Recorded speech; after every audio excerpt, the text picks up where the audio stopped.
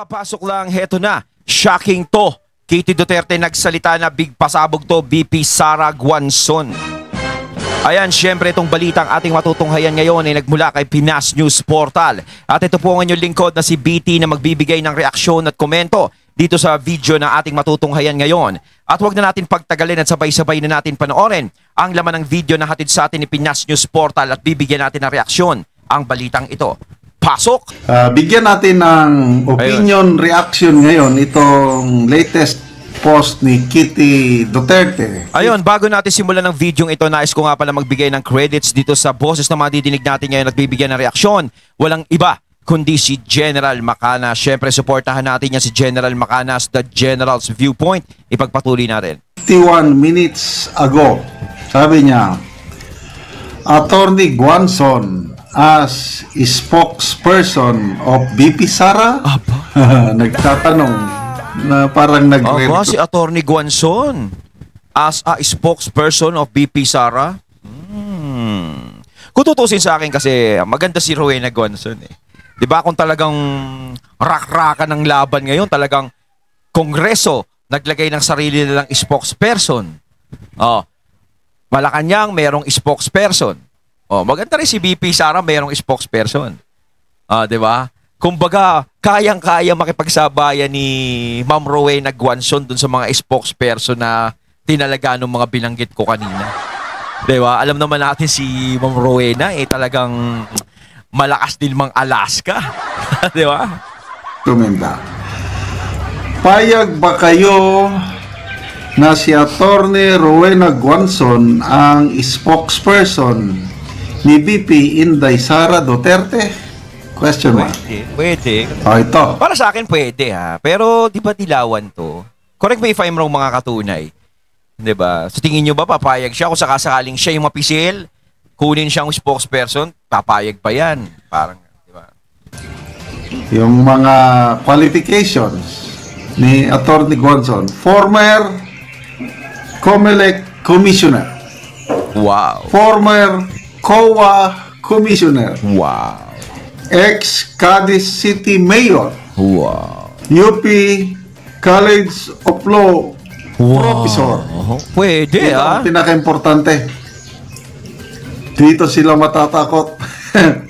Queen of Bardagulan. Di ba? Yun yung sinasabi ko. Na talagang malakas mong bardagol si Rowena Guanzon talaga. Kung makikipagsabayan talaga doon sa spokesperson na tinalaga ng Kongreso at sa Malacanang, kayang-kaya talaga makipagbaragan talaga ni Rowena Guanzon. Kung tutusin kung ngayon gagawin niya, no, na sa Vice President, magkakaroon din ng spokesperson. Diba? Sila nga, may karapatan silang magkaroon ng spokesperson, yung Vice President pa kaya. Diba? Mas maganda magkaroon na rin si BP Sara para hindi na siya nagsasalita gaano. Diba? Although gusto naman natin na nagsasalita si BP Sara, pero para relax na lang si BP Sara at dahil alam natin na marami ng stress na nangyayari sa paligid ni BP Sara. Kumbaga, kailangan din ni BP Sara na kahit papaano makapag-cool down din kahit papaano. 'Di ba? Kumbaga, meron ng taong magsasalita para sa iyo.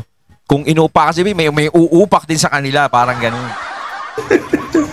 Tawa, sabi ni Kitty, pangtapat lang kay Princess Abante at Ate Claire. Ay, kung pantapat lang talaga kay Rowena Guanzon ako. Ako, nakita ko talaga yung pangbabardagol ni Rowena Guanzon nung eleksyon. Nung 2022, ang lakas talaga niyang mang-inis. Lakas talaga niyang mang-Alaska. Di ba?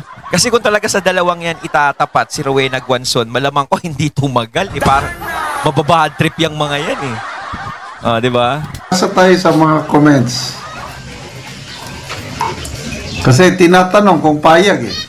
May nabasa rin akong post ni General Orlando De Leon. Sabi niya, parang urgent o popular request. Puntahan ko mamaya si General De Leon na. Gustong gusto rin niya maging spokesperson siya, no? Okay, Meli Oxab Titos. Naku po, mas magmukhang bobo silang lahat sa pangalan pa lang na Attorney Guanzon. Baka magpa-rescue agad yung anak ni Abante kay Torre. Sus Mariosep, kay VP Sara pa nga lang eh. Inis na sila eh. Di ba? Diba? VP Sara pa lang. Eh lalong-lalo na kung sasabayan pa ng Rowena Guanzon kung lalagyan pa ng ganun. Baka mamaya hindi nila mailugar yung sarili nila kung saan nila ilulugar. Baka lalo na silang mabadtrip ng sobra-sobra. Di ba? YL Diador. Go, approve, murag na nasad muhila, ani, atras abante di Lima Jokeno. Aida Serquinya. Yes po, she is bright and a lawyer. Yan, maganda, abogado eh. Di ba? Momi Pineda. She's Pink Lawan. Is she willing to do bardagulan for the Verde? Yes. Yun ang tinatanong ko. 'Di ba? Kumbaga kahit kunin si Ma'am Rowena, kung pumayag, 'di ba, na kung pumayag si BP, gano'n na kunin si Rowena. Tanong, papayag ba siya? 'Di ba? Syempre alam naman natin na dilawan o pink lawan si Ma'am Rowena Guanzon. Makukumbinsi ba nila ng gano'n-gano'n? Pero kung makukumbinsi nila yan, maganda talaga kung pantapat lang ang laban. Di ba? Ang laki talaga niyan. Masarap panoorin yung mga spokesperson na magbangga-bangga sila. Di ba? Po, na panood, nabasa ko sa post ni ang nagsimula nito si Kipi Chu. May post siya kahapon. Mayroong ipinost na picture ni Kipi Chu. Sabi niya, Dear Sara Duterte, sana kunin mo ito na spokesperson para magkaroon ka ng class na may quality of spokesperson. Nang inano niyang litrato, parang bida sa Kung Fu. Hindi ko kilala yung karakter. Doon sa mga comments, nabasa ko mismo si Rowena Guanzon, verified account, mayroong checkmark. Sabi ni Attorney Guanzon, pwede naman ako. Nako, response ni Kipi Chu, tumawa, buwahahaha.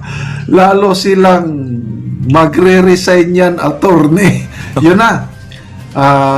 Gumawa ko ng ganitong vlog kapon, ang daming views. Puntahan ko nga yung vlog ko. Sandali very exciting development. Sana magkatotoo ba? Ano na lang kaya ang isasagot ni Auntie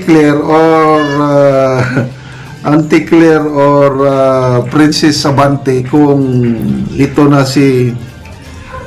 kung ang magsasalita na ito na si Attorney Guanzon. Grabe eh. Oh, alam naman natin yung eleksyon talaga. Alam natin kung sino yung binibira talaga ni Attorney Guanzon eh. Di ba? Alam natin kung sino talaga yung binibira niya. Talaga yung natawa ko na nagbo-boxing pa siya eh. Di ba? Di ba? Meron gano'n, naka-gloves pa eh. Salito, malaman. Malaman yung salita niya. Ito yung... Saan ba? Ito, Rowena Guanzon, vlog ko kapon. 95,000 views in 23 hours. Wow. Magbasa tayo sa mga comments. Ito, 1,000 comments. Beth Guard, sabi niya, I love Rowena Guanzon to be spokesperson of Inday Sara. Yes na yes. Go, go, go. Kahit ako gusto ko talaga maging spokesperson si Rowena Guanzon eh, si Attorney Guanzon. Kung talagang sabayan lang talaga, 'di ba? Pero sinasabi ko kanina, kay BP Sara pa lang naiinis na sila eh. Lalo pa kung lalagyan pa ng Guanzon. 'Di ba? Baka mamaya mabaliw na sila diyan. Emilito Soto, ang saya-saya kapag natuloy ang pagiging spokesperson ng OBP si Attorney Guanzon. Saya talaga. Rodolfo, yes, Attorney Rowena Guanzon, go, go, go, mabuhay po kayo. Sarap reaksyon na nun, no? Kung sakaling matuloy si Attorney Guanzon na maging spokesperson ni BP Sara. Di ba? Bardagulan, parinigan talaga yan. Kabila ay. Pagpalagay natin kasi yung doon sa palasyo, spokesperson nun. Tapos sa kongreso, yan, joint force yan eh. Kumbaga, 2 versus 1 ang mangyayari dyan. Mag-isa lang si Attorney Guanzon.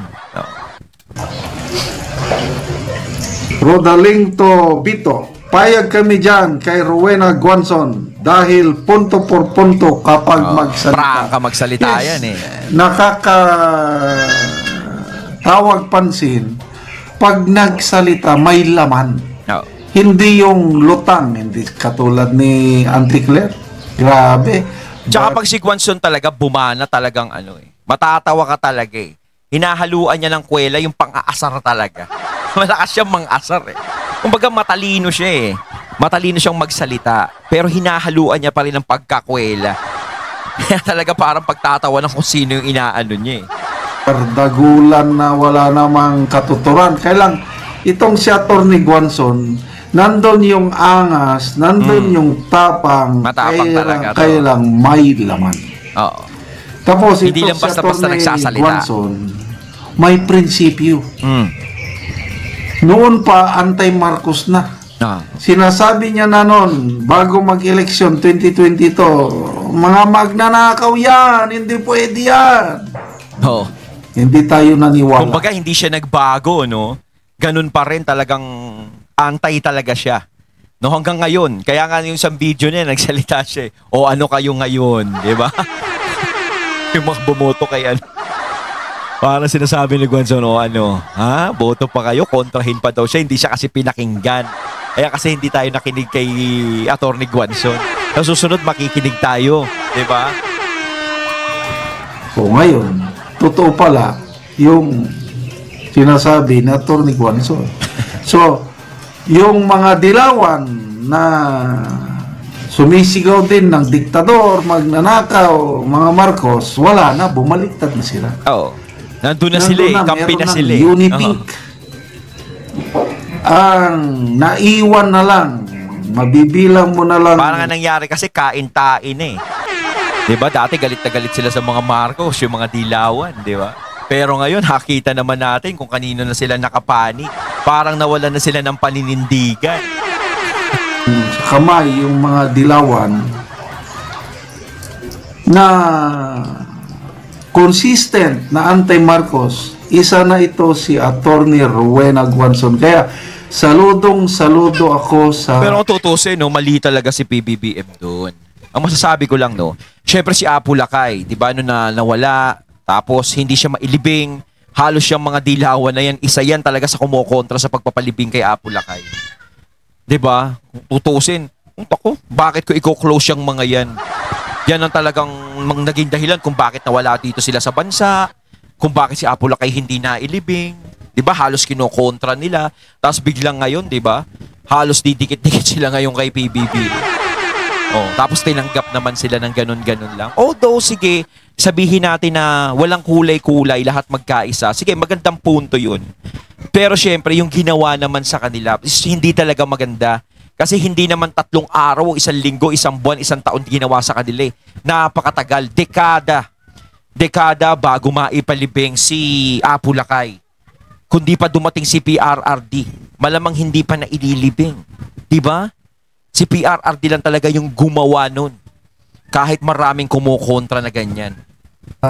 Abogadang ito na mayroong may paninindigan, hindi nagbabago. Yes. At yun na nga, nagbo-volunteer siya na maging spokesperson. Ayun. Nagbo-volunteer. Ng OBP. Sana di maganda yun. Makarating ito kay VP Sara. At tingnan natin. Sana nga. Hindi, maganda kunin na ni VP para kahit paano makapagpahinga at maasikaso ni VP yung dapat niyang asikasuhin. Di ba? Para kahit paano na-voice out yung mga maiparating, yung mga gustong mangyari ng OBP din. Di ba? Kaya kailangan niya ng spokesperson. Makita ni VP Sara. Tsaka para may sasalag. Di ba? Para may tagasalag. Maganda yan, magandang panoorin. Naabangan natin yan kapag si Attorney Guanzon ay nakuhang spokesperson. Pinsan, wild din ang utak ni VP Sara. Sabi, why not? Why not? Welcome, Attorney Guanzon, Ayun, to maganda my yun. team. Lalo na ngayong Kailangan ni BP Sara ngayon talaga is magpalakas ng magpalakas. No? magsimulang impeachment trial. Nako, kailangan ng astig na spokesperson at sana matutuloy si Attorney Guanzon, magiging maligaya ang netizens. Attorney Guanzon versus Anticlair and Princess. Ayun, at ating natunghayan ng video na nagmula kay Pinas News Portal at syempre natunghayan natin ang boses na yan na binigyan natin ng reaksyon, walang iba kundi si General Macanas. Kayo mga katunay, anong masasabi nyo tungkol dito? Comment lang po kayo sa comment box. So once again, I'm BT and I'm out. Peace.